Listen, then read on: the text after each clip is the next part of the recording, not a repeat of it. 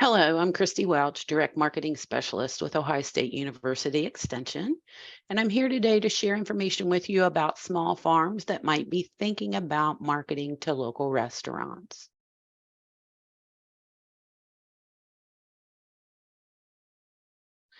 And so, one of the first questions, of course, is where do we start when we think that's a goal for our farm or operation? And so, it's important to identify local restaurants, start to develop relationships. What products can you produce for them? What capacity do you have? And then what systems do you have in place to manage those transactions? And so that's what we'll spend our time this evening talking about where to start. Again, it's important to identify those restaurants in your location that might be amenable to selling local foods. And so visit your restaurants in your community, go in and have a meal, see what they're serving, see what their target customer looks like, see what their goals are, and then figure out if it might be an opportunity for you to get your products into that restaurant. It's important to think about what items you produce that the restaurant could purchase. And so, what's currently on their menu that you produce that they might be willing to purchase from you to serve to their customers? You have to think about quantity as well of what you can produce, and we'll talk a little bit more about that. And then, who's the decision maker in that restaurant? And so when you go to a restaurant to investigate and answer some of those questions, begin the development of those relationships. Selling to restaurants is very relationship based. And so find out while you're eating at that restaurant, who's the decision maker. Now, if it's a busy Friday or Saturday evening in that restaurant, don't expect to have a big long conversation at that point, but find out who that decision maker is and when would be a good time for you to come back and have a conversation with them and share information about your products.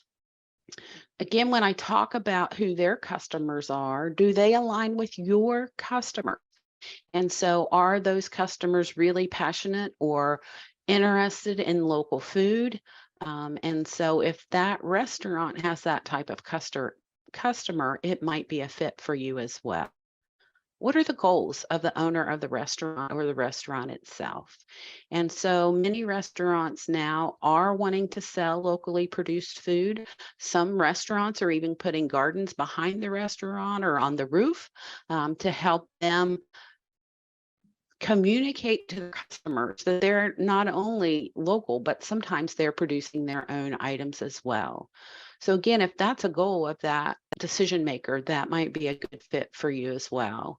And then how can you help them reach those goals? Keep in mind, restaurants are businesses just like you are. So if you can make it possible to help them reach their goals, and they can help you reach your goal, that's a win-win for everybody.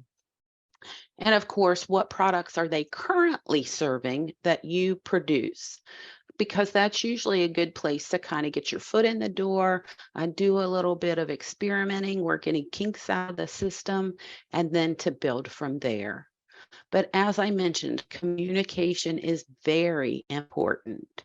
And so, again, figuring out what the needs and goals of the decision maker and restaurant owner are is to help them reach their goals.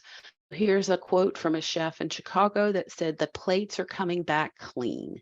Well, that makes a chef happy, right? Because they don't want to prepare food that people don't enjoy. And then that's a success for you too, because it can be an opportunity to create some signature products based off of your farm. Again, what are the expectations with you and that decision maker or chef?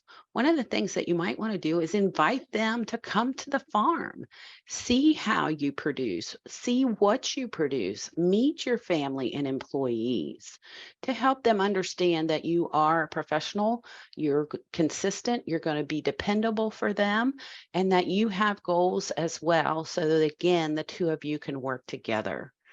And of course, one of the items or terms that is used quite often is food miles.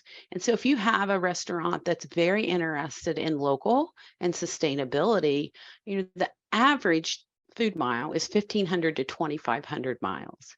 And so if you can help that restaurants say to their customers, hey, this is 10 miles away. This is our local farm just down the road.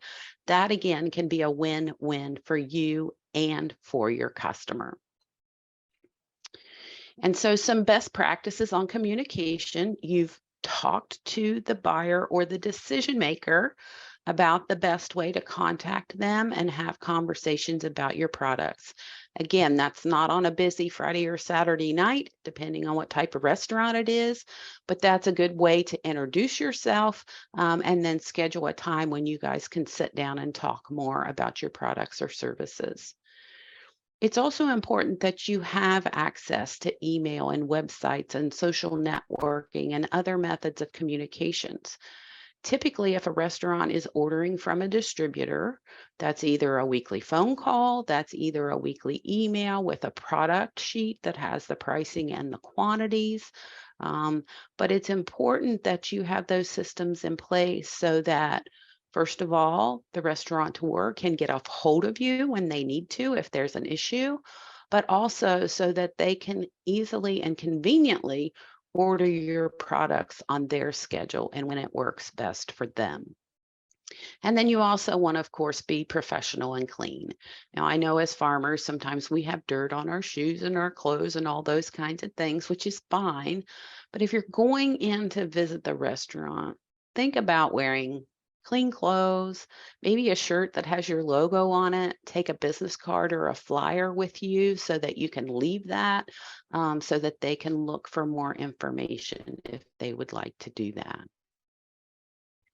So the next thing we need to think about is, what products do you produce that are currently on the menu at the restaurant?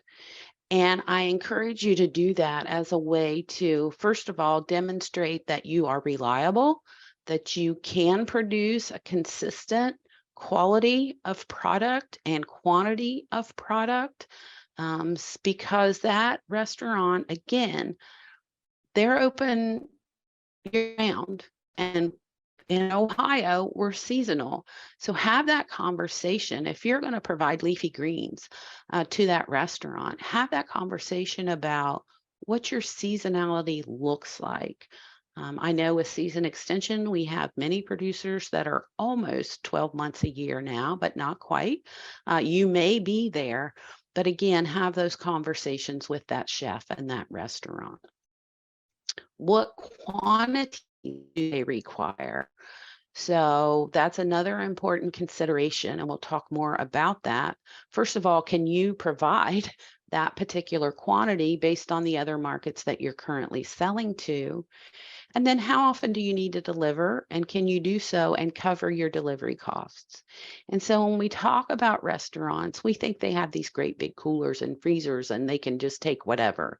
Well, that's not always the case. A lot of restaurants limited cooler and freezer space. And so that is another reason it's so important to find out how they want the product and when they want the product, and can you meet those needs.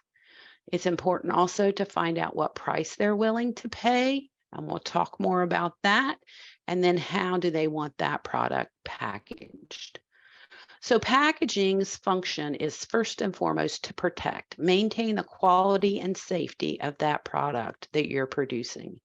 It can be an opportunity to educate your customers, and then sometimes there are regulations that you must follow on the packaging, depending on what you're producing and what your market is. Chefs are usually receiving product in industry standard cardboard boxes. And so do you have access to those? So whether it's these tomatoes in a standard box, or whether it's bushel boxes or whatever it might be, have the conversation with that decision maker again to find out how they would like the product packaged, and don't over package. As you can see, another quote from a chef here: I don't need the mix in a plastic bag and a cardboard box. So have those conversations. The other thing it's important to think about is retail packaging versus bulk packaging. And so again, when chefs are typically ordering from distributors, they get industry standard packaging. And that varies, of course, depending on the product. But have those conversations. How does your buyer want your product delivered? And as I mentioned, they usually don't have a lot of cooler or freezer space. And we had a conversation with a chef a while back that said they were buying product from a local grower, and every time they delivered, it was in a different type of packaging. Well, he had very limited cooler space, and it was like putting a puzzle together. And every time a different type of package came to that chef, he had to completely rearrange his cooler space. So try not to do that. You want to make it as easy as possible for these folks. They're busy just like we are. And so have that conversation. The other thing to keep in mind is typically the purchaser of your product is not the person that will receive the product at the restaurant. So if you have special instructions for your product, as you can see in this slide, it's diced butternut squash and it must be kept frozen. So if there are things like that to help maintain the safety and quality of your product, make sure that that is clear on whatever packaging you decide to use. So, packaging best practices, you want to think about what the typical industry standard is, and do you have access to that? You may also have to spend extra time packaging your product to the specifications of the restaurant. And have you accounted for those additional costs so that, again, you can be profitable in selling to restaurants? You've asked the decision maker how they want it packaged.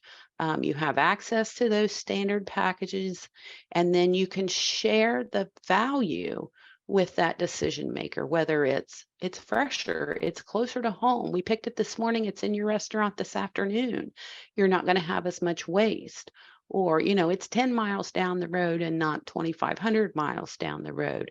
Again, think of it as a partnership and helping both of you be successful. The next thing is to have the capacity. How much capacity do you have? And the only way really to find that out is have that conversation with the restaurant. How much would you purchase of a particular item?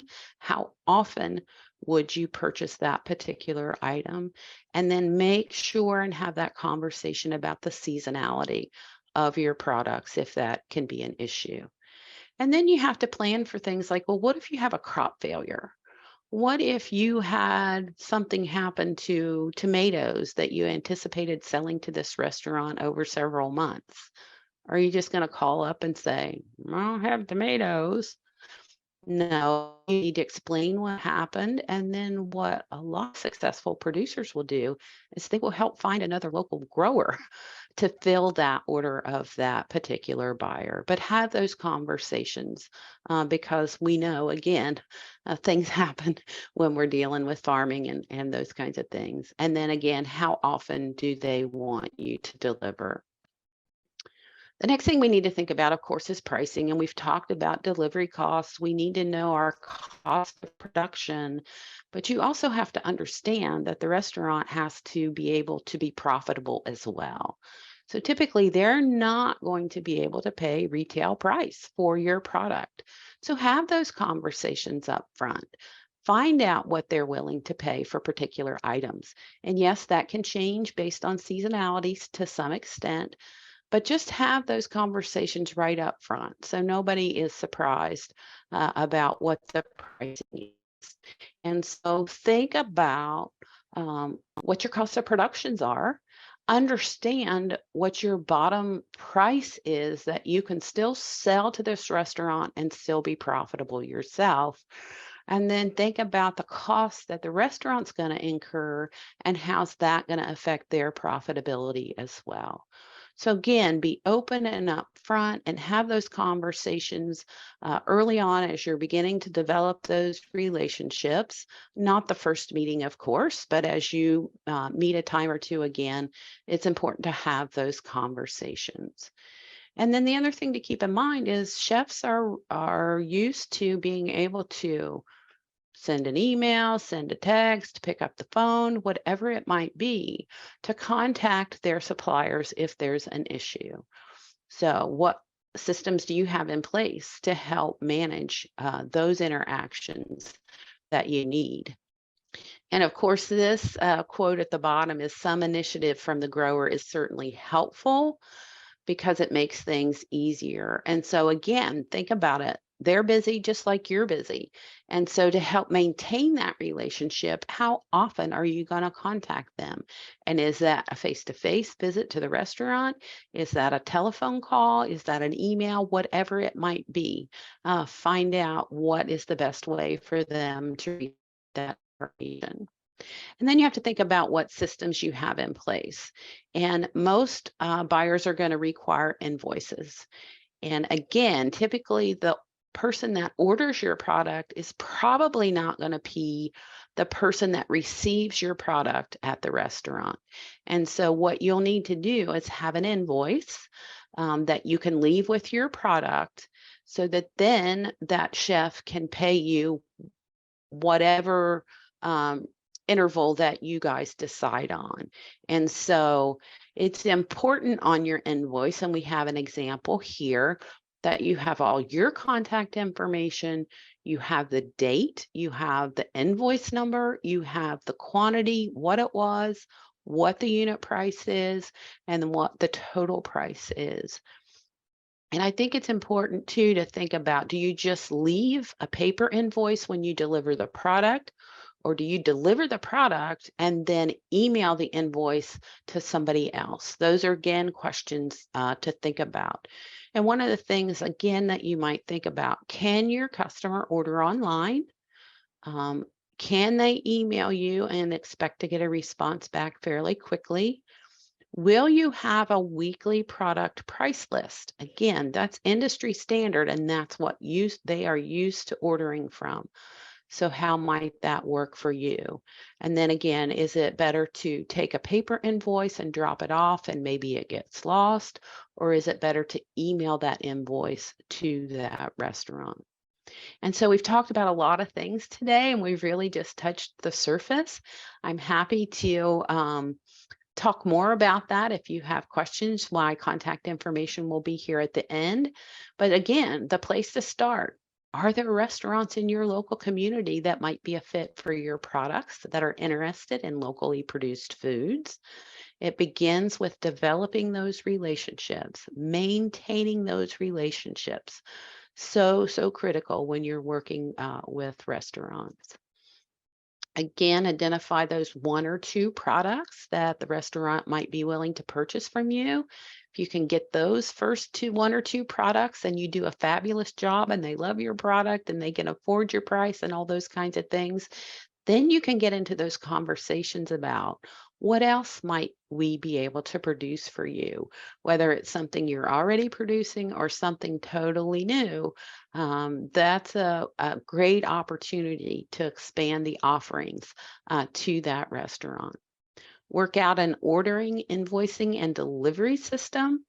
And then again, expand as appropriate for the restaurant and your farm. And then again, relationship, communication. Keep those lines of communication open. Have those discussions on somewhat of a regular basis, and continue to patronize that restaurant as well. If they're selling your product if they're serving your product and buying your product, you need to support them as well. As I mentioned, that's a lot of information in a short amount of time. Here is my email address. If you have questions, I'm happy to talk with you. Email me with questions or email me and we can schedule a time for a conversation. Thank you so much. I appreciate your time.